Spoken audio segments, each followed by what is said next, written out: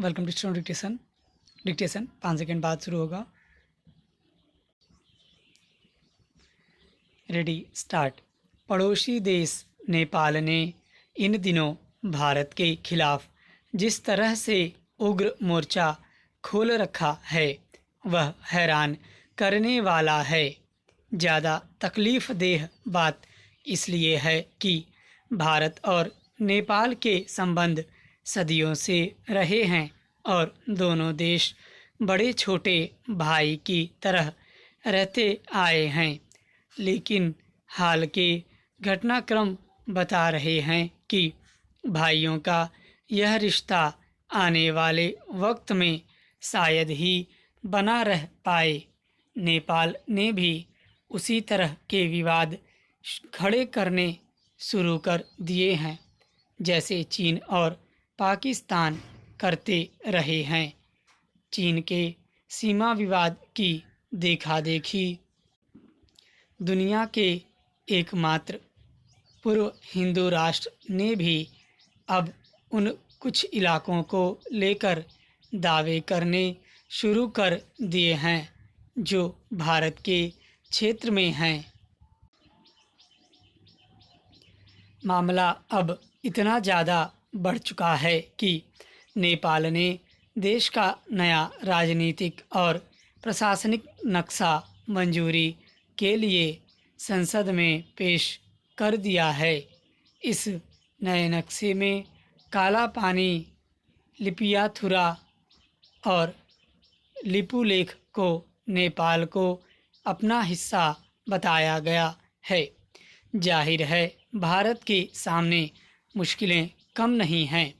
भारत इस मामले में विरोध जताने से ज़्यादा कुछ नहीं कर पाया है। हकीकत यह है कि हम समय रहते स्थिति को भांप नहीं पाए और कूटनीतिक माध्यमों से नेपाल को ऐसा करने से रोक पाने में असफल रहे। सवाल है कि आखिर नेपाल इतना छटपटा क्यों रहा है। आज जिन इलाकों पर दावा करते हुए वह उन्हें विवादित क्षेत्र बनाने की कोशिशें कर रहा है उनके बारे में पहले कभी किसी भी स्तर पर किसी भी नेपाली शासक ने कोई बात नहीं की थी। भारत के साथ चीन और पाकिस्तान के विवादों के बारे में तो सब सुनते आए हैं, लेकिन नेपाल के साथ भी इस तरह के विवाद हो सकते हैं यह किसी ने सोचा भी नहीं होगा।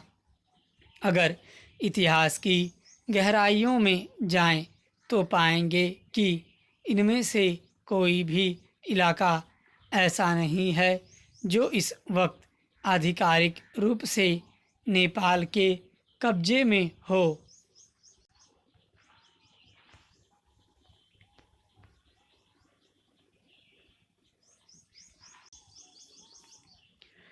काला पानी को लेकर पिछले साल नवंबर में नेपाल के प्रधानमंत्री केपी शर्मा ओली ने भारत को धमकाते हुए यहाँ तक कह दिया था कि नेपाल उसे अपनी एक भी इंच ज़मीन पर कब्ज़ा नहीं करने देगा। काला पानी को लेकर नेपाल इसलिए भड़का है क्योंकि पिछले साल भारत ने 31 अक्टूबर को जम्मू कश्मीर और लद्दाख को नया केंद्र शासित प्रदेश बनाने के साथ ही देश का नया नक्शा जारी किया था जिसमें काला पानी को भारतीय क्षेत्र में दिखाया गया है। 35 वर्ग किलोमीटर का यह त्रिकोणीय इलाका उत्तराखंड के पिथौरागढ़ में आता है जिसकी सीमाएं चीन और नेपाल से सटी हैं। यह इलाका पिछले 200 साल से भी ज़्यादा समय से भारत के अधिकार में है और यहाँ भारत तिब्बत सीमा पुलिस और सशस्त्र सीमा बल की चौकियाँ हैं। जाहिर है नेपाल अकेला यह सब नहीं कर सकता। यह कोई छिपी बात नहीं रह गई है कि उसके पीछे महाशक्ति चीन है। भारत को घेरने के लिए चीन अब खुलकर नेपाल का इस्तेमाल कर रहा है। नेपाल की सत्ता पूरी तरह से चीन के प्रभाव में है। चीन ने नेपाल में कई विकास परियोजनाएं शुरू कर तेजी से अपने पैर पसारने शुरू कर दिए हैं।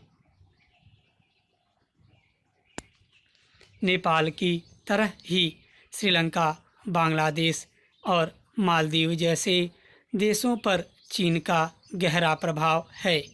चीन सार्क में फूट डलवाकर भारत पर शिकंजा कसना चाहता है।